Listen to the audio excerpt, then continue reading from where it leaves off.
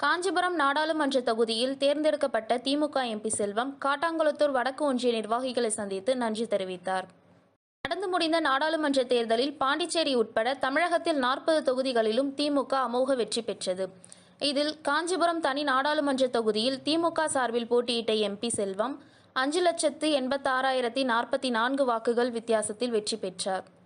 இதனையடுத்து காட்டாங்குளத்தூர் வடக்கு ஒன்றிய செயலாளர் ஆப்பூர் சந்தானம் தலைமையில் நடைபெற்ற நிகழ்ச்சியில் காஞ்சிபுரம் நாடாளுமன்ற உறுப்பினர் செல்வம், செங்கல்பட்டு சட்டமன்ற உறுப்பினர் வரலட்சுமி மதுசூதனன், காட்டாங்குளத்தூர் ஒன்றிய குழு பெருந்தலைவர் உதய கருணாகரன் ஆகியோர் கலந்து கொண்டு திமுக, காங்கிரஸ், விடுதலை சிறுத்தைகள், மதிமுக, கம்யூனிஸ்ட் கட்சி, மனிதநேய மக்கள் கட்சி, இந்திய யூனியன் முஸ்லீம் லீக் உள்ளிட்ட கூட்டணி கட்சிகளை சேர்ந்த நிர்வாகிகள், திமுக ஒன்றிய நிர்வாகிகள், வார்டு கவுன்சிலர்கள் மற்றும் வார்டு செயலாளர்கள் ஆகியோரை சந்தித்து சால்வை அணிவித்து இனிப்புகள் வழங்கி நன்றி தெரிவித்தார்.